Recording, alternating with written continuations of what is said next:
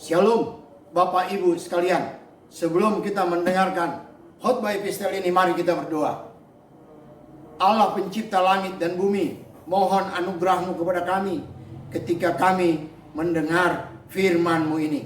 Dalam nama Yesus kami memohon. Amin. Bapak Ibu sekalian, khotbah epistel pada minggu ini terambil dari Mazmur 91 ayat 14 sampai dengan ayat yang ke-16. Demikian firman Tuhan. Sungguh hatinya melekat kepadaku, maka aku akan meluputkannya. Aku akan membentenginya, sebab ia mengenal namaku. Bila ia berseru kepadaku, aku akan menjawab. Aku akan menyertai dia dalam kesesakan. Aku akan meluputkannya dan memuliakannya. Dengan panjang umur akan kukenyangkan dia, dan akan kuperlihatkan kepadanya keselamatan daripadaku. Bapak Ibu sekalian, adalah sangat menyenangkan ketika kita berbicara, lawan bicara kita mendengar dan setuju dengan apa yang kita bicarakan. Apalagi kalau lawan bicara kita itu mempunyai strata yang lebih tinggi dari kita, baik dalam hal ekonomi maupun dalam hal pendidikan. Firman Tuhan hari ini menjelaskan tentang pribadi yang mempunyai strata yang sangat tinggi, yang paling tinggi, yaitu Allah. Dikatakan bahwa Allah rindu dan suka mendengar serta mau menjawab seruan daripada umatnya. Firman Tuhan tadi menjelaskan bahwa Allah akan memberkati orang yang berseru kepadanya, bahwa Allah akan meluputkan dia dari permasalahan, bahwa Allah akan memberkati pekerjaannya, bahwa Allah akan mengenyangkan dia dengan umur yang panjang, dan bahwa Allah akan memperlihatkan keselamatan yang daripadanya. Bapak Ibu sekalian, berkat-berkat tadi tentu menjadi sesuatu yang sangat kita rindukan dalam hidup ini, dan kita berusaha untuk mendapatkannya. Firman Tuhan ini diberi tema oleh HKBP, bila ku berseru engkau mendengar. Melalui tema ini mau dijelaskan bahwa Allah senang mendengar, rindu mendengar seruan daripada umatnya, bahwa Allah rindu memberkati umatnya.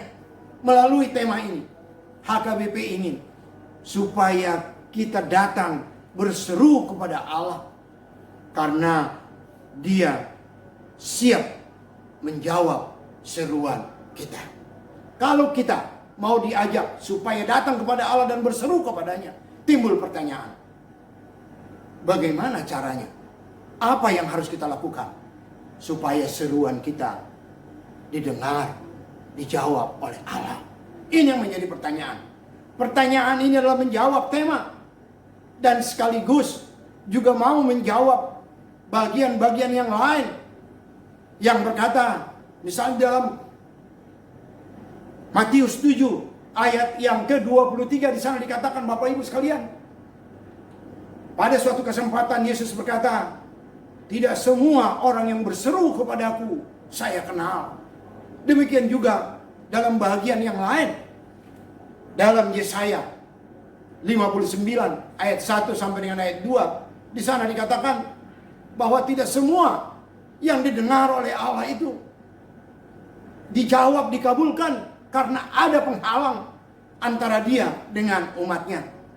Nah, oleh karena itu Bapak Ibu sekalian, pertanyaan tema ini sesuatu yang serius kita pikirkan. Dan kalau kita mengamati firman Tuhan malam hari ini,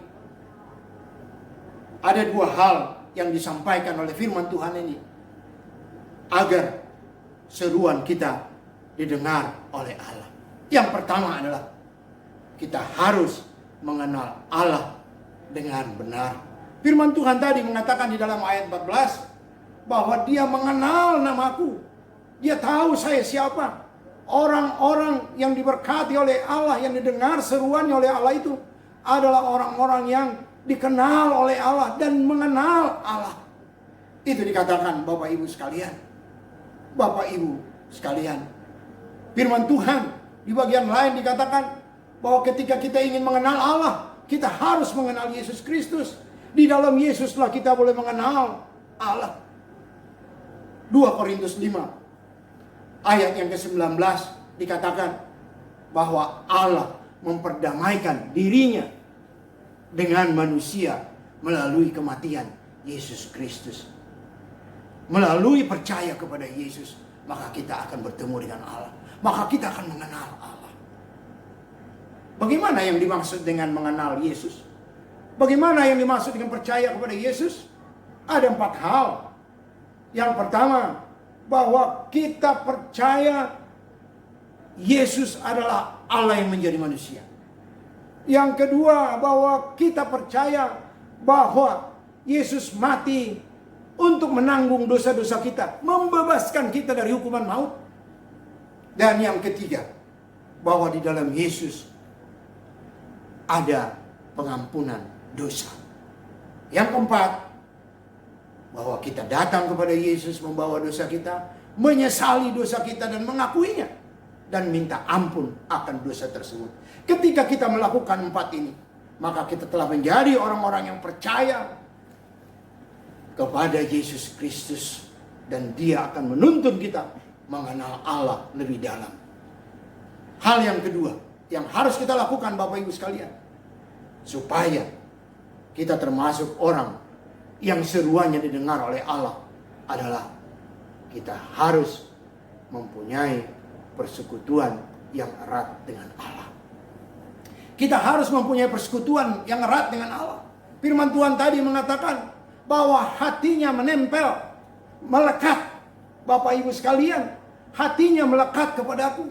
Orang-orang yang seruannya didengar Allah adalah orang-orang yang hatinya melekat kepada Allah, menempel kepada Allah. Melekat artinya tidak ada pemisah.